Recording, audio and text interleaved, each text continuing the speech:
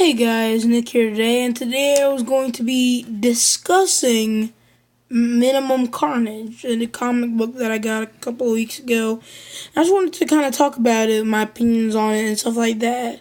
So this is kind of gonna be the new way I'll describe my review videos, because they're not really reviews. Because if you're into these kind of comics, most of the people want to. They'll already know what they feel about the topics, but I will still just say my overall opinions on if you should buy it or not in the end, okay? Okay, with all that being out of the way, let's just get into Minimum Carnage. Now, Minimum Carnage is a story about Agent Venom and the Scarlet Spider, Kane Parker. This is a different Scarlet Spider. It's not the one that most people know, Ben Reilly.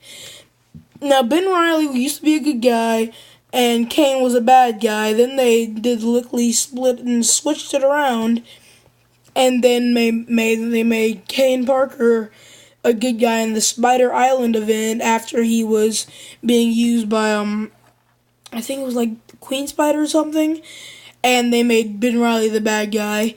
And Agent Venom is he's Flash Thompson, not Eddie Brock. So I kind of like this comic. A lot of time I really wanted to like it, but it just wasn't working for me. Like, let's go in order. I'm tired. I'm sorry, guys. I'm just brain's boggled. I'm going to talk about the art. Since this is kind of an event comic, I don't know if you'd call it exactly an event, since it wasn't like spanning of too many different superheroes. It has a lot of different artists, so it starts out with this good one. I think it's Paco Medina. I don't know. Paco Medina. Yeah, I think that's what it is.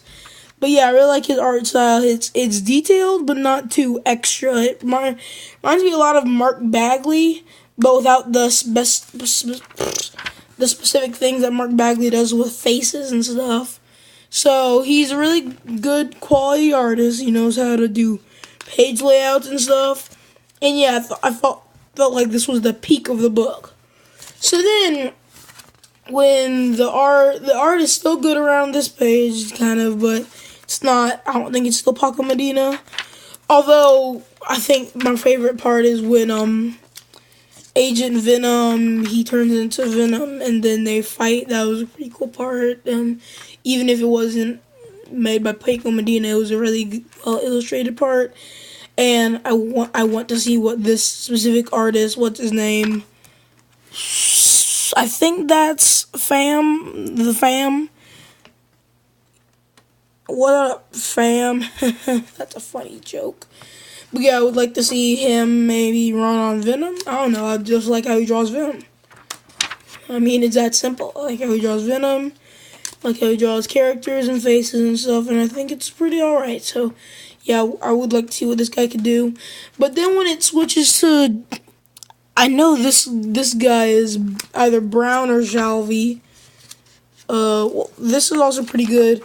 No. When it switches to this guy who's Shalvey, who draws everything with a very loose Image Comics, very indie kind of feel. Doesn't look like something that you see in the main modern Marvel comics. It just looks, I don't like it. It's just too simple and weird looking, and I guess it's stylized. Stylized things are stylized. That's kind of the problem with stylization. You like it or you won't like it.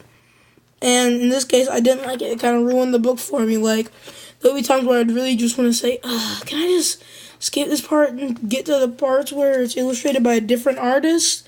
But of course I didn't, because I just wanted to talk about this comic in general. So yeah, that's the part of the review where I talk about what I'm good at. So let's talk about the story. The story is interesting. I like kind of the story. It's about, basically, there's a microverse, and the main Marvel universe is the macroverse, and everything in the microverse is controlled by light, and like Venom is supposedly the darkness, so they can't be corrupted by the darkness is kind of their goal. But the problem being, This is some pretty big stuff for the Marvel Universe, but it's never gonna be in any other comics, probably. I like this cover, though. That's cool. But, yeah, I mean, it's an interesting concept. I would like to know what happens, but, again, we're never gonna see it again, so it doesn't matter. So, yeah, I wasn't really a fan of the story in general, just because I know it's not gonna matter. And also, they throw in a Scarlet Spider issue at the end where, like, it has nothing to do with the main story of the original book. So, yeah, that's always a plus. Just kidding, that's a minus. Minus 10 points for Gryffindor. No points. Hufflepuff for life. Let's go, baby. So, yeah, that's just... I don't know. I like how all the artists draw Carnage right. Even the one that didn't like them much. He knows how to draw Carnage.